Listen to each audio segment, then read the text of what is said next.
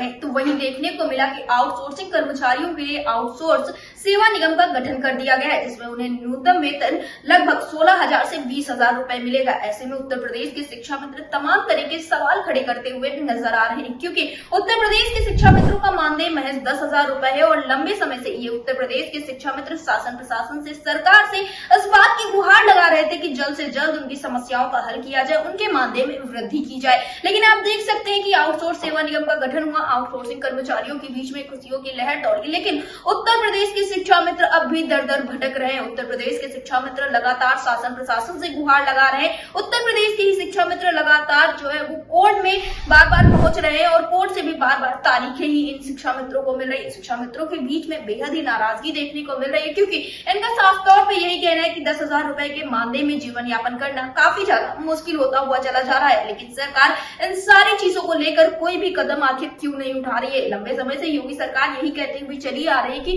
हम उत्तर प्रदेश के शिक्षा मित्रों के लिए कुछ ऐसा करने जा रहे हैं जिससे कि इसके बाद उन्हें इधर उधर भटकना ना पड़े। लेकिन सबसे बड़ा सवाल ये खड़ा होता है कि आखिर कब इन शिक्षा मित्रों के लिए सरकार की तरफ से कोई कार्य किया जाएगा, कब इनके लिए कोई घोषणा की जाएगी? क्योंकि लंबे समय से यही देखने को मिल रहा है कि उत्तर प्रदेश के जो शिक्षा मित्र हैं उनके ऊपर कई सारी समस्याएं हैं और लगातार इनके मानदेय में वृद्धि नहीं की जा रही है, जिस वजह से इनको काफी सारी समस्याओं का सामना भी करना पड़ रहा है। इनका साफ तौर पर यही कहना है कि इस तरह से 10,000 के मानदेय में जीवन यापन करना एक बड़ी बात है और सरकार बस आश्वासन पर आश्वासन देती हुई चली जा रही है। इसके पहले देखने को मिला था कि 5 सितंबर 2024 को इन शिक्षा मित्रों के द्वारा एक धरना प्रदर्शन किया जाता है, जिसमें मुख्यमंत्री योगी आदित्यनाथ के साथ साथ तमाम जो नेता अधिकारी मंत्री होते हैं वो कहते हुए नजर आते हैं कि उस प्रदर्शन को स्थगित कर दिया जाए, उसके बाद समस्याओं का हल हो जाएगा 5 सितंबर 2025। लेकिन आज शिक्षा मित्रों की स्थितियां वैसी की वैसी, हाँ यह जरूर कह सकते हैं कि उत्तर प्रदेश की जो शिक्षा मित्रों की स्थितियां थी वो और ज्यादा बद से बदतर हो चुकी है। लगातार मौतों का आंकड़ा बढ़ता हुआ चला जा रहा है और सरकार इनके लिए कोई भी कदम नहीं उठा रही और यही कारण है कि उत्तर प्रदेश के शिक्षा मित्र आज तमाम तरह के सवाल खड़े कर रहे हैं। क्योंकि जब भी कैबिनेट बैठक होती है तब उत्तर प्रदेश के शिक्षा मित्र ये उम्मीद लगाते हैं कि शायद अब उनकी समस्याओं का हल हो जाएगा, लेकिन देखने को मिलता है कि कैबिनेट बैठक में तमाम तरह की परियोजनाओं का शिलान्यास कर दिया जाता है, तमाम तरह की योजनाओं को धरातल पर उतारा जाता है, लेकिन उत्तर प्रदेश के शिक्षा मित्रों के लिए सरकार कुछ भी नहीं करती है। जबकि शिक्षा मित्रों से सरकार खुद वादा करती है और अपना परिवार उन्हें बताती है। तो इन सारी चीजों की वजह से शिक्षा मित्रों में नाराजगी देखने को मिल रही है और शिक्षा मित्र अब भी इंतजार कर रहे हैं कि आउटसोर्सिंग कर्मचारियों की तरह शायद इनके लिए भी कुछ खास किया जाए। उत्तर प्रदेश आउटसोर्स सेवा निगम की कंपनीज एक्ट 2013 के सेक्शन 8 के अंतर्गत एक public limited company non profitable का जो गठन किया गया है, उसी के तहत उत्तर प्रदेश सरकार के विभिन्न विभागों तथा संस्थाओं में आउटसोर्सिंग के माध्यम से कार्मिकों की सेवाएं जो दी जा रही हैं उसको बेहतर बनाने के लिए आज मंत्री परिषद के समक्ष एक प्रस्ताव आया है। इसमें विशेष बात यह है कि नियमित पदों के अगेंस्ट इसमें आउटसोर्स या संविदा पर नहीं दिया जाएगा। साथ ही साथ जो निगम है वो जेम पोर्टल के माध्यम से सर्विस प्रोवाइडर तय करेंगे, एजेंसीज तय करेंगे और इन लोगों का जो मानदेय है वो 16,000 से 20,000 रुपए तक होगा। साथ ही साथ यदि किसी प्रकार की अनियमितता पाई जाती है 3 वर्ष के लिए इनको सेवा का अवसर मिलेगा और किसी प्रकार की अनियमितता पाई अगर जाती है तो विभाग की संस्तुति पर जो एजेंसी है निगम के भी संज्ञान में लाकर उसकी सेवाओं को समाप्त किया जा सकता है। नियुक्ति की अवधि 3 वर्ष होगी और मैं समझता हूं कि अभी तक की जो आउटसोर्सिंग के लोग जो तरह तरह की बातें चल रही थी और काफी दिनों से इस बात की प्रतीक्षा थी, उसमें उन लोगों को विशेष रूप से सुविधा मिलेगी। इन लोगों को 1 तारीख से लेकर 5 तारीख तक इनका वेतन मिल जाएगा और जितने भी चाहे जो प्रोविडेंट फंड का जो प्रोविजन है, ESI का है, वो सब कुछ इनके खाते में ही जाएगा जो उस कार्मिक होगा, अर्थात जो किसी न किसी रूप में सेवारत होगा उसी के उसमें जाएगा। अभी तक क्या होता था कि यह सर्विस प्रोवाइडर के खाते में जाता था और तमाम तरीके की शिकायतें इस बात की मिलती थी कि सर्विस प्रोवाइडर ने ये नहीं किया, वो नहीं किया।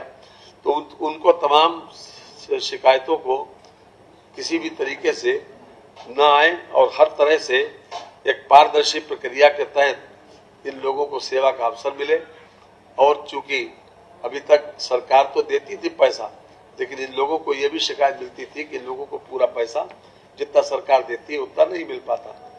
इसलिए हर तरह से इसमें एक पारदर्शी प्रक्रिया को अपनाने का प्रयास किया गया।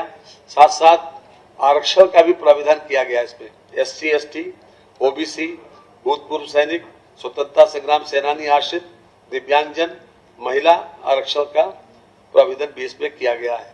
मैंने कहा ना कि 3 वर्ष के लिए किया जाएगा और एजेंसी को वो लोग कंटिन्यू कर सकते हैं। नहीं, हर साल की बात नहीं है, एक बार तो 3 साल के लिए होगा, लेकिन इन लोगों के लिए काफी व्यवस्था की गई है। क्योंकि अभी तक यदि कि मैटरनिटी अगर महिला है तो मैटरनिटी लीव उसकी व्यवस्था भी की गई है। साथ ही साथ और इनकी अगर मृत्यु हो जाती है तो इनको 15,000 रुपए इनकी मृत्यु पर ऊपर देने के बाद अंतिम संस्कार के लिए दिए जाएंगे। मैं इसलिए कह रहा हूं कि पूरी संवेदनशीलता बरती है सरकार ने इस बात के लिए कि हम जो भी आउटसोर्सिंग के कर्मचारी हैं उनको एक सम्मानजनक मानदेय भी मिले और उनकी सर्विस कंडीशन भी बेहतर हो और आरक्षण का भी लाभ उनको मिले। भर्ती प्रक्रिया का प्रारूप देखिए, जिस प्रकार से एजेंसीज को हम तय करते हैं, निगमों के माध्यम से एजेंसीज को तय करते हैं, जिन लोगों को जिन विभागों को आवश्यकता होती है वो सर्विस प्रोवाइडर के माध्यम से लेते हैं और विभाग की सहमति जरूरी है। सर्विस प्रोवाइडर को वो टेंडर पे आएगा ना, जेम पे जो है ऐसा है। मैं अभी उनके अकाउंट में पैसा पूरा जाएगा। अभी तक ESI का EPF का पैसा सर्विस प्रोवाइडर के पास जाता था, जिसपे शिकायत ये थी कि वो जमा नहीं करते और जितनी कंडीशंस जितनी दी हैं, जो संवेदनशीलता के बाद आरक्षण की व्यवस्था नहीं थी उसमें पहले, अब आरक्षण की व्यवस्था करने जा रहे हैं। जिस प्रकार से निगम ही बना है, निगम के तहत मैंने आपको शुरुआत जहाँ करी आपने सुना नहीं, मैंने पूरा पहले यहीं से शुरू किया था। उत्तर प्रदेश आउटसोर्स सेवा निगम का कंपनीज एक्ट 2013 के सेक्शन 8 के अंतर्गत ये व्यवस्था लागू की गई। अब दूसरा देख लीजिए, निगम के माध्यम से ही कर रही है, निगम के माध्यम से उनका चयन करेंगे। चयन जो है वो एजेंसीज का चयन उसके माध्यम से करेंगे, निगम करेगा। तो नहीं एम्प्लॉइज के अकाउंट में जाएगा पैसा पूरा, आपने वो अपना स्वयं जमा करेंगे। आपने जो प्रश्न पूछे हैं, माननीय मंत्री जी ने जैसा बताया है, सर्वप्रथम ये जो निगम है ये एक नियमन निगम के रूप में काम करेगा। अभी ऐसी कोई अम्ब्रेला व्यवस्था नहीं है जो एजेंसियों को रेगुलेट करे। तो सबसे पहली चीज तो ये है कि एक इनका नियमन होगा। नंबर 2, जेम के माध्यम से जरूर, क्योंकि कोई चयन की प्रक्रिया तो रखनी पड़ेगी और वो जो सरकारी व्यवस्था है वो जेम पर आधारित है, तो वो हम जेम पर ही आउटसोर्सिंग एजेंसी का चयन करेंगे। लेकिन आउटसोर्सिंग एजेंसी का चयन जो अब तक विभाग करते थे, अब निगम करेगा। जिस विभाग को जितने मैन पावर की जरूरत है वो निगम को बताएगा। निगम उसकी आवश्यकता के अनुसार मैच करते हुए जो चयनित या क्वालिफाइड कहूंगा आउटसोर्सिंग एजेंसियां हैं उसको अलॉट कर देगी। अब रही बात कि कैसे लिया जाएगा लोगों को, जो कार्मिक हैं, जो आपका बिंदु है, तो उसमें एक पारदर्शी लिखित परीक्षा की भी व्यवस्था है, ठीक है, और साक्षात्कार की है। तो 4 श्रेणियों में जो आउटसोर्सिंग हम सेवा लेंगे, आउटसोर्सिंग सेवाएं लेंगे।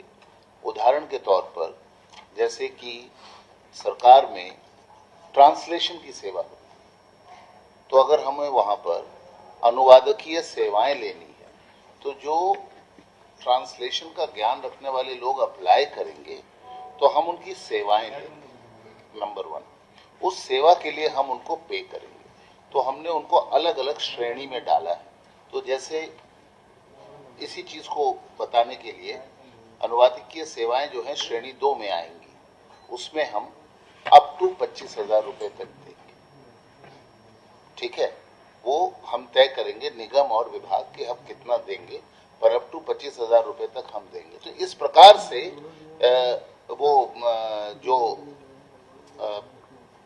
कितना उन सेवाओं के लिए पे करना है वो कर रहे हैं। तो जैसा माननीय मंत्री जी ने आपको सूचित किया कि नियमित पदों के सापेक्ष नहीं होगा, ये सेवाओं के लिए होगा। चयन की प्रक्रिया बताई तो अभी आपको लिखित परीक्षा भी होगी, मौखिक साक्षात्कार भी होगा।